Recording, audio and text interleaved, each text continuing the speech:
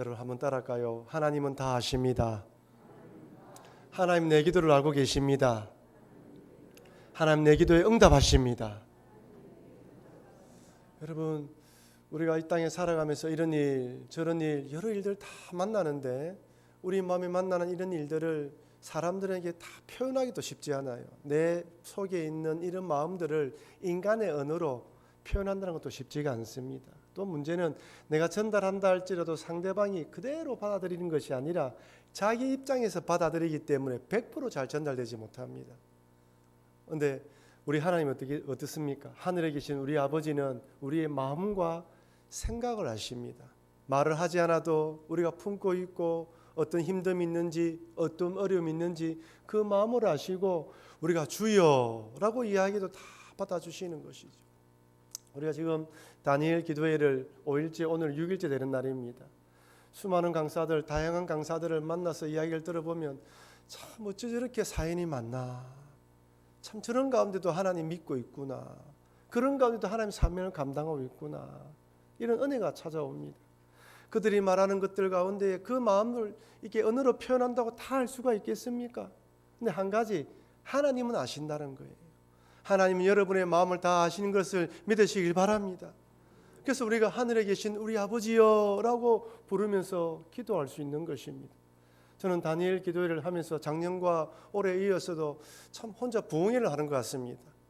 혼자서 중학교 때 고등학교 때 찬양했던 것처럼 손을 들고 찬양하고 말씀을 듣고 기도하고 함께 모여서 기도한다는 것이 얼마나 힘이 되는지 몰라요. 또 한편으로 전국에 15,500교회가 지금 하고 있다는데 대부분의 교회들이 모여서 기도하고 있다면 한국의 영적 지각이 바뀌지 않겠습니까? 하나님께서 더 은혜를 주실 것을 믿고 또 이리 바라보는 것이죠. 저는 사실 다니엘 기도회를 준비하면서 이 주기도 말씀을 준비한 것은 아닙니다. 단지 올해뿐만 아니라 내년도 여러 가지 상황이 힘들다고 하니까 우리가 어떻게 하면 좀 힘을 낼 수 있을까? 어떻게 하면 주님을 바라볼 수 있을까? 이런 궁리하고 고민하고 기도하는 가운데 하나님에 대해서 하나님이 원하시는 기도가 무엇인지, 하나님이 바라는 것이 무엇인지 바라보자 하는 마음으로 이 말씀을 준비했습니다. 근데 이 말씀을 준비하는 가운데에 이 다니엘 기도에 연결해 보면서 또 생각해 보니까 저녁으로 주시는 간증과 또 주일날 우리가 마땅히 살아갈 방향이 무엇인가 방향을 정하게 하셔서 내년을 새롭게 준비하게 하시는 하나님의 뜻이 있다라고 생각합니다. 그래서 이번 다니엘 기도뿐 아니라 주일마다 이 주기도문 강의를 통하여서 올해 연말을 잘 정리하시고 내년에 또 주님을 향하여 달려가시는 여러분과 제가 되길 주의 이름으로 축원합니다. 한번 따라합시다. 이름이 거룩히 여김을 받으시오며. 여러분, 요즘 여러분들은 어떤 기도를 하고 있습니까? 11월 달, 12월 달 이제 2달 남았습니다. 11월 달은 우리가 감사의 달로 교회들이 정합니다. 추수감사절도 있고 한 해를 돌아보면서 감사한 일이 무엇인가 돌아보는 것이죠. 그럼에도 불구하고 우리 각자 다 기도 제목이 있습니다. 대학 입시를 앞둔 수험생들은 17일이 있을 대학 수능 시험을 위해서 기도할 것입니다.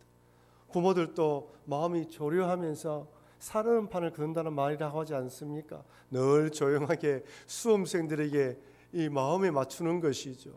부모들 그 집안이 다 기도로 준비합니다. 여러분, 만약 병이나 또한 사고를 당하여 수술을 앞두고 있다, 어떨까요? 여러분, 아무리 믿음 좋은 사람일지라도 수술 전날에는 잠이 오지 않습니다. 수술이 잘 될까? 어떻게 될까? 죽는 것은 아닌가? 의사 선생님 꼭 붙들어 달라고 기도합니다. 마취되기 전까지도 하나님께 기도하며 수술을 받습니다. 그분들에게 하나님 수술 잘 되게 해달라고 기도할 것입니다. 새로 사업을 시작하든지 한다든지 회사에서 새로운 프로젝트를 만나면 어떻습니까? 사업 잘 되게 해주시고 좋은 아이디어 나오게 해주시고 지혜 달라고 기도할 것입니다. 우리는 각자 상황과 형편에 따라서 각자 기도 제목을 가지고 때로는 긴급한 기도 제목으로 시급한 기도 제목으로 하나님께 기도하면서 SOS를 칩니다. 근데 주기도문을 바라보면 예수님은 하늘에 계신 우리 아버지여 라고 부르면서 기도하라고 하라고 하고 난 뒤에 분명 우리의 기도 제목이 많다는 걸 알면서도 우리의 시급한 기도, 긴급한 기도보다 하나님의 영광을 위한 기도 세 가지를 먼저 하라고 합니다. 하나님의 이름 따라합시다. 하나님의 이름, 하나님의 나라, 하나님의 뜻. 하나님의 이름을 그렇게 여기고 하나님 나라를 위해서 기도하고 하나님의 뜻을 위한 기도를 하고 난 뒤에 일용한 양식, 그리고 우리 개인들을 위한 기도를 하라는 것이죠. 용서와 관련된 것들. 여러분, 그렇다면 예수님 당시에 제자들이나 그 사람들에게는 긴급한 기도, 시급한 기도가 없습니까? 그들도 똑같이 있어요. 그러나 그런 상황임에도 불구하고 우리에게는 이 기도를 하라고 합니다. 왜 예수님은 이 기도를 먼저 하라고 하신 것일까요? 그것은 바로 이 기도가 우리의 삶의 방향과 목표를 잡아주는 기도이기 때문입니다. 내가 어떤 상황과 환경에 처한다 할지라도 내가 가야 할 길, 내가 걸어가야 할 길이 바로 이 길이라는 것을 삶의 이정표와 같은 기도인 것이죠. 어떤 상황을 만난다 하더라도 우리는 하나님의 이름, 하나님의 나라, 하나님의 뜻을 위하여 살아가는 존재라는 걸 잊지 말라는 것입니다. 여러분 한번 생각해 보십시오. 대학 수능을 앞둔 학생이 수능 시험을 치고 난 뒤에 무슨 기도를 할까요? 좋은 대학에 들어갔다면 이제 저 학교 성적을 잘 받고 내가 원하는 직장에 들어가게 해달라고 기도할 것입니다. 직장에 들어가면 무슨 기도를 합니까? 이제 결혼해야 되겠죠. 결혼하면 집을 구하는 기도, 아기를 위한 기도, 성진을 위한 기도, 어찌 보면 우리에게 시급한 기도는 끊임없이 우리에게 생겨납니다. 수술 앞둔 환자 수술 다 마쳤습니다. 무슨 기도를 할까요? 후유증이 없기를 기도할 것입니다. 그러면 후유증이 없이 퇴원하면 또 무슨 기도를 해야 됩니까? 일상의 삶들 가운데 기도할 것입니다. 그럼 여러분 한번 좀 부정적으로 생각해 봅시다. 대학에 떨어졌다면 어떻게 할까요?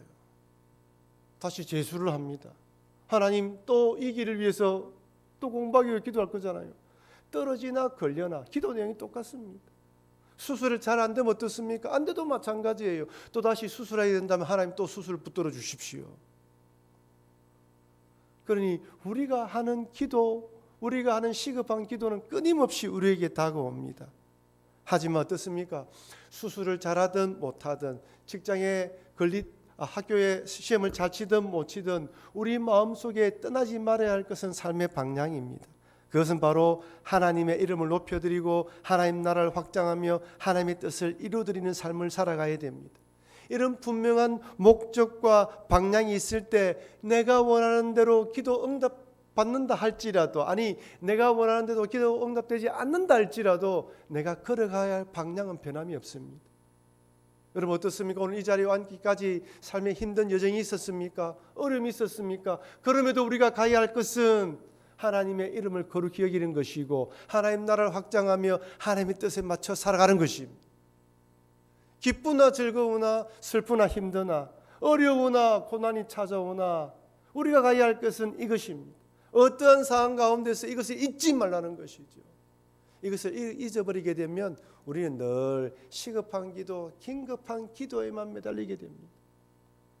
그러니 다른 어떤 기도보다 하나님의 이름, 하나님의 나라, 하나님의 뜻을 위한 기도를 먼저 하시면서 이런 삶을 살아가시는 여러분과 제가 되길 주의 이름으로 축원합니다. 하나님의 이름을 거룩하게 여김을 받으시오며, 여러분 그렇다면 이름과 하나님의 이름과 하나님의 나라와 하나님의 뜻이 있는데 왜 하나님의 이름을 제일 먼저 거론하신 것일까요?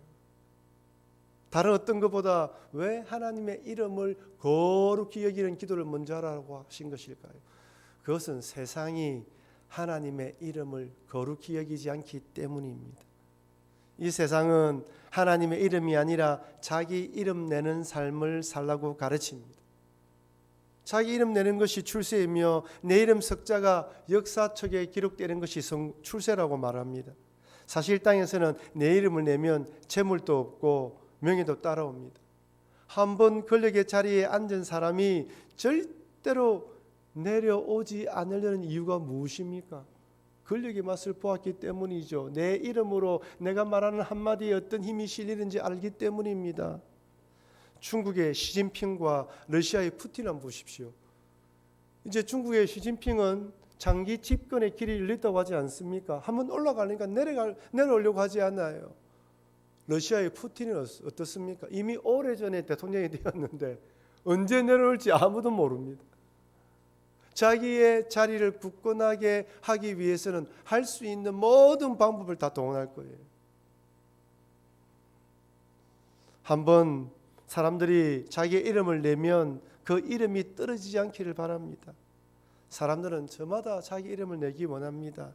유튜브나 페이스북, 인스타그램 이런 SNS에서 제일 중요한 게 무엇입니까? 조회수예요. 구독자 수입니다. 몇 명이 팔로우를 하고 있냐는 거예요. 내 게시물을 몇 명이 보았느냐에 따라서 인기와 돈과 명예 다 주어집니다. 그래서 그들은 그 조회수와 구독자 수에 매이는 거예요. 그래서 이제는 스스로 피하라고 나를 강력하게 어필하지 않으면 안 되는 세상입니다. 하나님의 이름보다 어떻게 쓰든지 자기 이름을 더 알리기 원하는 세상입니다. 여러분, 제가 질문 하나 드릴게요.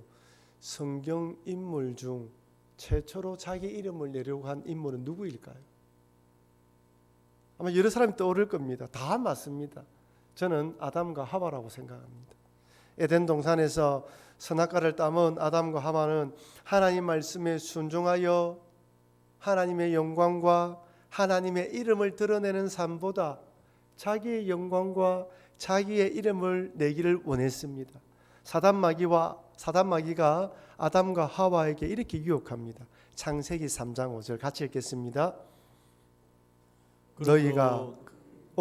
제가 읽겠습니다. 같이 읽겠습니다. 너희가 그것을 먹는 날에는 너희 눈이 밝아져 하나님과 같이 되어 선악을 알 줄 하나님이 아심이니라.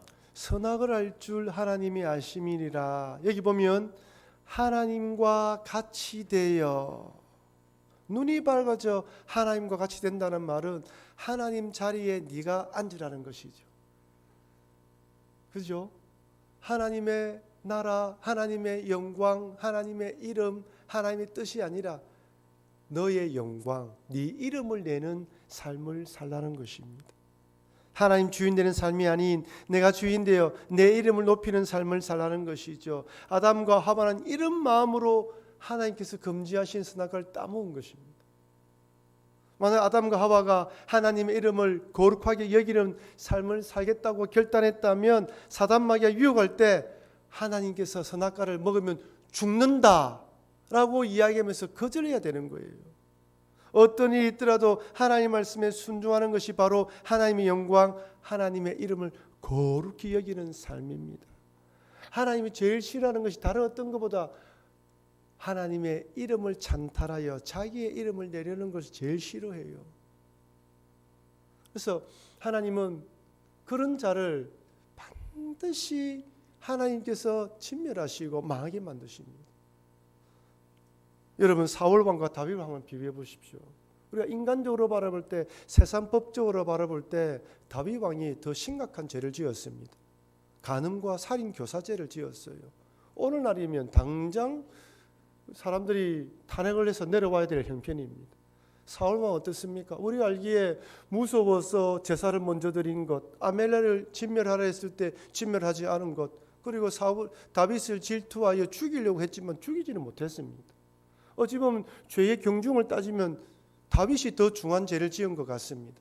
그런데 하나님은 다윗에 대하여 내 마음이 합한 자라고 평가합니다.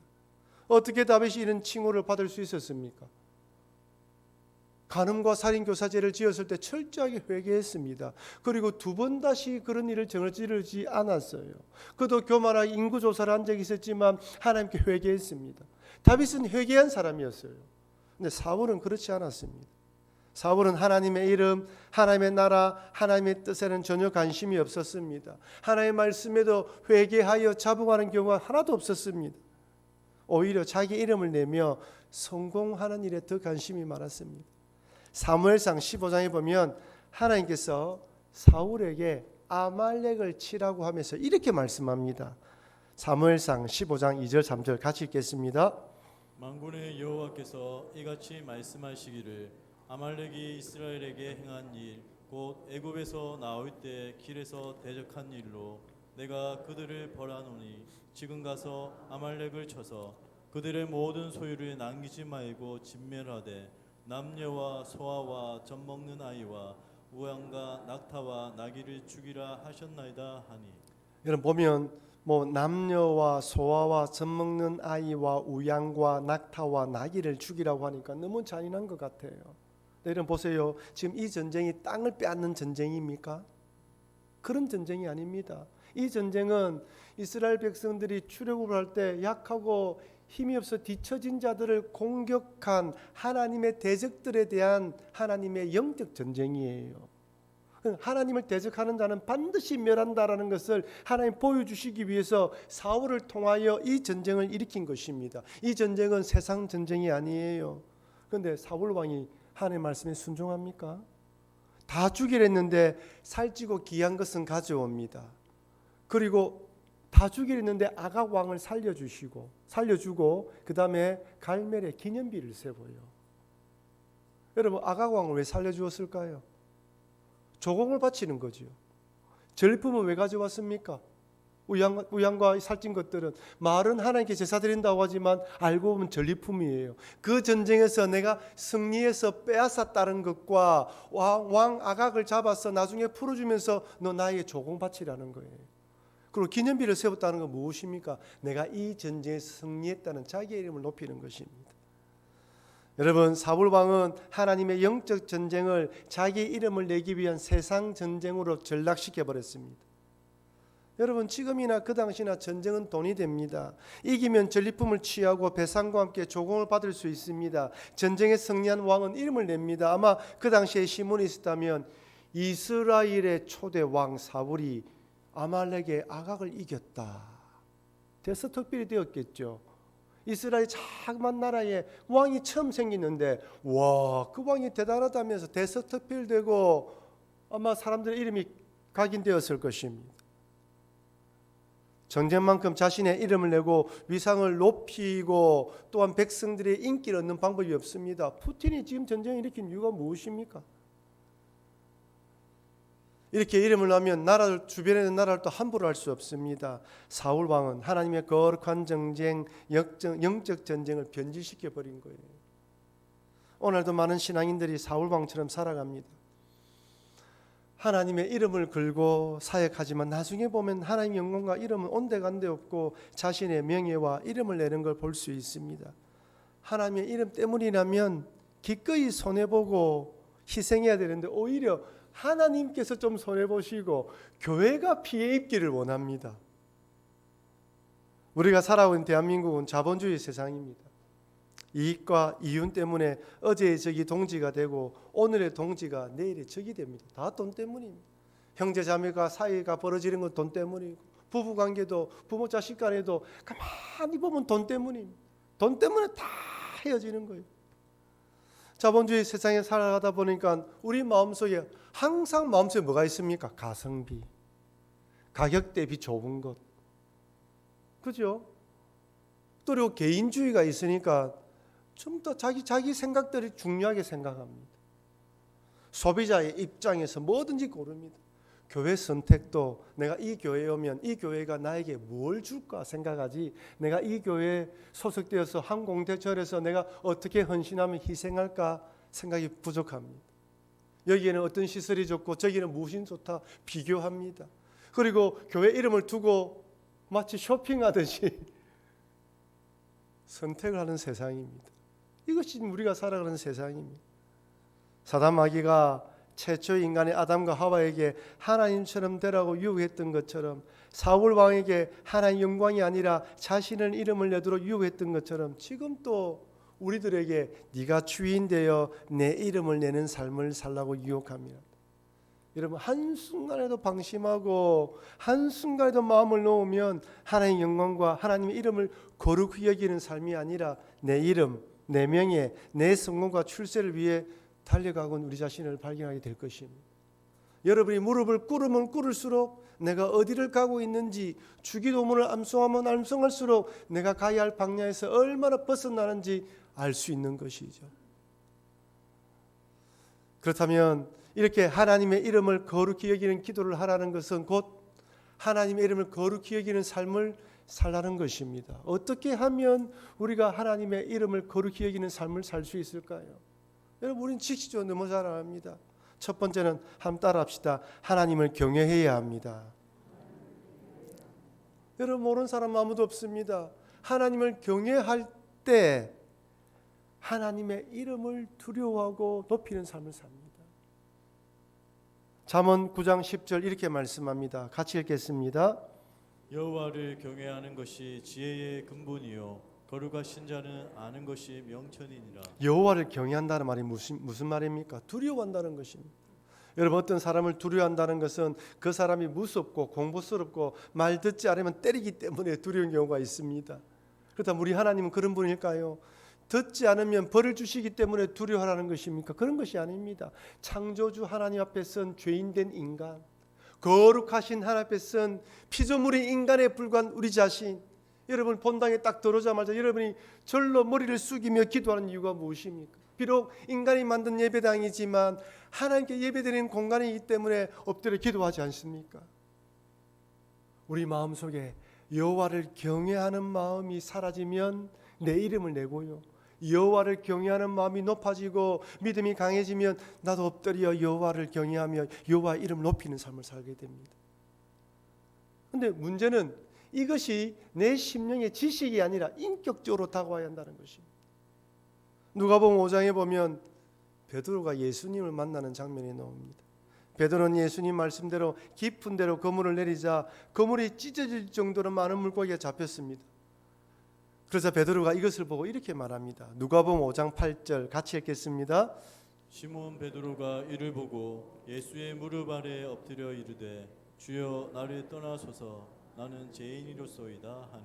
저는 처음에 누가복음에서 이 부분을 읽을 때 이해가 되지 않았어요. 물고기를 많이 잡았다면 우와, 예수님 대단하십니다, 예수님 능력자이십니다, 진짜 대단하십니다라고 찬양하고 높여드려야 되는데 엎드려 벌벌 떨고 있습니다. 물론 예수님에 대한 경외감이죠. 예수님에 대한 깨달음이 생긴 것입니다. 이분이 메시아이구나. 오늘 누가복음에서는 마치 오늘 본문이 베드로가 예수님을 처음 만나는 장면 같지만은 요한복음에 보면 이미 베드로는 예수님을 만난 적이 있어요. 동생 안드레가 예수님을 메시아임을 알고 형인 베드로를 데리고 예수님을 찾아갑니다. 예수님과 함께 머물렀는데 무슨 이유인지는 모르겠지만 베드로는 떠나와서 오늘 물고기를 잡고 있어요. 그런데 이 물고기를 잡으면서 빈 그물인데 예수님 말씀에 따라서 말씀을 듣고 예수님 말씀에 순종하자 이만큼 많은 물고기 잡힌 걸 보고 뭘 깨달았습니까? 내가 전에 만났던 그분이 뭐다? 메시아다라는 걸 깨달은 거예요. 여러분이 이 교회에 자주 오고 여기서 예배드리고 또한 신앙생활을 한다 하더라도 베드로처럼 예수님이 나의 구주다, 메시아라는 깨달음이 있고 나하고 인격적인 만남이 없다면 여러분은 그냥 교회만 다니는 것입니다. 베드로처럼 주여 나는 죄인입니다, 나를 떠나소서라는 이 경외심이 있을 때 하나님의 이름을 거룩히 여기는 삶을 살 수가 있습니다. 여러분 언제 처음에 예수님 만났습니까? 학창시절입니까? 이전입니까? 그리고 지금은 어떻습니까? 어떤 마음으로 예수님께 경외하며 두려워하는 마음으로 엎드리고 있습니까? 하나님을 바라볼 때 어떤 마음으로 주여라고 이름을 부르고 있습니까? 여러분 경외해야지만 하나님의 이름을 거룩히 여김 받을 수 있는 것이, 거룩히 여김 받게 할 수 있는 삶을 살아가는 것입니다.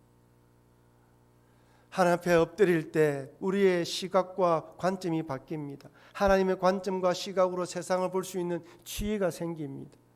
거룩하신 하나님을 높여드리며 그 이름이 거룩하게 여기는 삶을 살 수 있는 것이죠. 어떤 선택과 결정의 순간에도 나의 이름이 아니라 하나님의 영광과 하나님의 이름을 거룩히 여기는 받도록 선택하게 됩니다. 이것이 바로 성경에서 말하는 명철이고 총명입니다.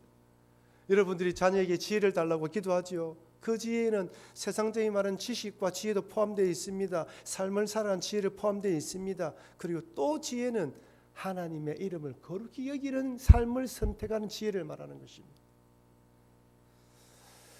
둘째는 하나님 여호와 이름을 망령되이 일컬지 않는 삶을 사는 것입니다. 제3 10계명의 제3계명이지요. 우리 같이 한번 읽어볼까요? 너는 너의 하나님 여호와의 이름을 망령되이 일컬지 말라.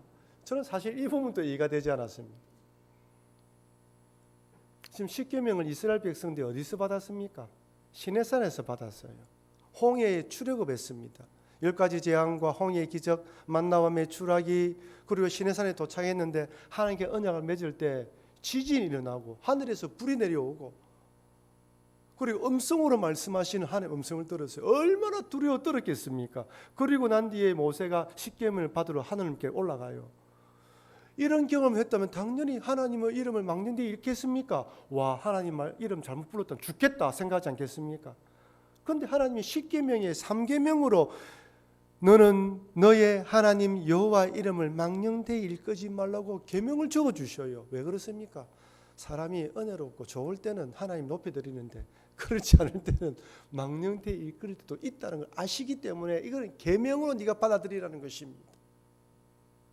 여기 망령되어라는 히브리어 뜻은 헛되게, 거짓되게라는 뜻입니다. 하나님의 이름을 부를 때 헛되고 거짓되게 부르지 말라는 것이죠. 존귀하게 하나님을 높이라는 것입니다. 여러분, 우리가 읽고 있는 성경에 원본이 있습니까? 원본이 없습니까? 원본은 없어요. 수많은 사본들, 5,000개 넘는 사본들을 탁 조합해가지고 그 중에서 이것이 하나님 말씀이다 그래서 지금 우리가 읽고 있는 이 성경이 있는 것입니다. 한번 생각해 보세요. 인쇄함에도 오타가 나는 것이 그런데 얼마나 오타가 많겠습니까? 근데 생각 외로 오타가 없습니다. 그 조사를 해보니까 성경을 필사하는 서기관들이 필사할 때 꼼꼼하게 단어를 세고 꼼꼼하게 성경을 필사했다는 거예요. 하나님이라는 여호와라는 단어가 나오면 모욕 제기하고 새 붓을 가지고 여호와라는 적었다고 합니다. 그러니까 모세 오경만 쓰는데 모세 오경만 쓸 때에만 여호와라는 단어가 6,080번 등장한다고 합니다. 새 붓이 몇 개 필요하죠? 6,080번이에요. 이 모세 오경만 기록하는데. 그만큼 여호와라는 이름을 존귀하게 여기고 그렇게 필사를 했다는 것입니다. 하지만 오늘 날은 하나님이라는 단어, 여호와라는 이름에 대해서 이만큼의 정성도 담지 않는 경우가 많습니다. 오히려 자기의 거짓을 위해 하나님의 이름으로 맹세하기도 합니다.